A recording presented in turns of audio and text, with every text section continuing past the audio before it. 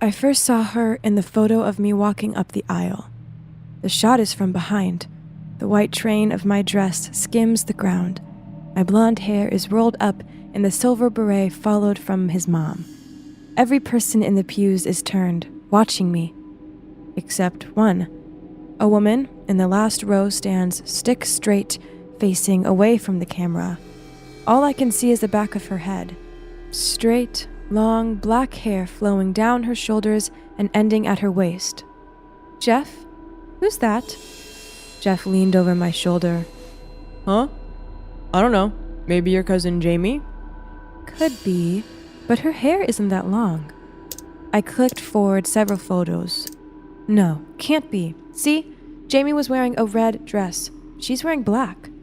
I shook my head. Must be someone from your side. She's sitting on your side, though. Huh. I guess you're right. I clicked the zoom button. Her form filled the screen. Stick-straight black hair, ivory skin, almost impossibly skinny arms. She stood a good distance away from the 5 other people in the pew, my cousin Amanda, her husband, and her 3 rambunctious children, one of whom was picking their nose. Could she be the date of one of my guy friends? Like Jack, maybe? He was always dating a new girl. I quickly brought up his Facebook. Nope. His current girlfriend had curly hair and a beautiful brown complexion. Not her. I don't recognize her. She's got to be a wedding crasher. Jeff and I had gotten married 3 weeks ago. We'd just gotten our wedding photos back. I'd braced myself for surprises, ones that made me look like I had a double chin or shots of my 60-year-old parents shaking it out on the dance floor, but I didn't expect this. I can't believe it. This was our special day, and this rando thought she could just come crash it? I'm sorry, Jess. She could have had the decency to look at me as I walked down the aisle at least, I grumbled. I clicked away from the photo, trying to forget about her and just enjoy the photos. A few more photos of the ceremony. She wasn't in them. I lingered on the photos of us and the bridal party, my heart glowing. Then I got to the reception photos. She stuck out like a sore thumb. Standing there, behind the table of my high school friends, facing away from the camera, standing oddly still. That's her! I jabbed the computer screen so hard the image rippled. Well, obviously she'd be at the reception. Free food. I'm surprised she went to the ceremony at all. I clicked to the next photo. She wasn't in it. I breathed a sigh of relief. No, wait. I zoomed in. My friend Libby, sitting at the table, had a glass of wine pressed to her lips. I flicked back to the previous photo. Libby was lifting the glass towards her lips. These 2 photos were taken within a few seconds of each other, and she's just gone? Jeff shrugged. She probably just got her food and skedaddled. I clicked through the next several photos. She wasn't in them. Feeling a little better, I clicked through the rest and landed on a portrait of the 2 of us, standing in the middle of the reception hall. Look at us. You look beautiful. Aw, My breath caught in my throat. At the edge of the photo, there was a hand touching my shoulder. Just the tips of the fingers, the rest out of view. Pale. Thin fingers, not thick, ruddy ones like Jeff's. I stared at the computer. My heart pounded in my chest. Jess, are you okay? His voice sounded so far away. Her fingers, I said softly. Her fingers are on my shoulder. What?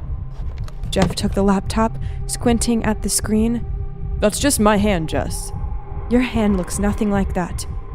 How can you even tell? It's just the tips of the fingers. Tips of a woman's fingers?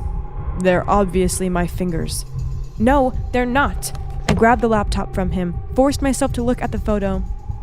Look, your arm is going down, like it's wrapped around my waist. Your waist isn't even in the frame. Yeah, but you can tell from the angle. If your hand was resting on my shoulder like that, it would be up more. Jess, it's obviously my hand. He sighed and wrapped his arms around me. Speaking in a softer tone, he said, Look, someone crashed our wedding. That sucks a lot, but I think you're overreacting a little. I shot him a glare. Then I pulled out my phone and dialed Amanda's number. It took 3 rings for her to pick up. Amanda, who was sitting next to you at my wedding? Oh, hi, Jess. she said in her slow southern drawl. Oh, well, you said us with Uncle Bob and Aunt Margie. No, at the ceremony. Well, I was sitting alone, dear. I purposefully chose to. I didn't want my kids hassling anyone. No, there was a woman in the same pew as you, tall, black hair. No, dear. It was just me and Will and the kids. I mean, at least I don't remember seeing anyone else. I talked to Amanda another 10 minutes, then said I had to go. I collapsed onto the couch next to Jeff, leaned my head against his shoulder. Jeff reached over and rubbed my shoulders. My eyes flickered closed, and my breathing slowed. Don't worry about it, babe. Don't worry about some woman creeping on you at our wedding. It's all okay. I didn't know what was going on, but I didn't like Jeff's tone. The way he was speaking to me, like I was something fragile, easily broken. I'm going to take a shower, I said, getting up from the sofa abruptly.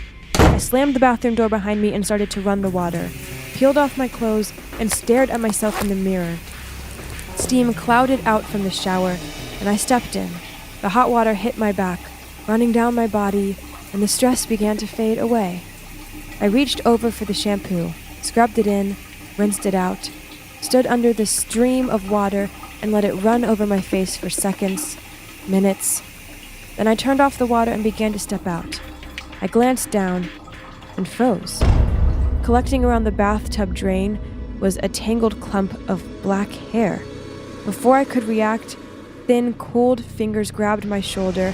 I slipped on the wet ceramic, my body falling with a painful crack. Pain shot through my body like fire as I pulled myself up, grimacing in pain, 8 words repeated in my head.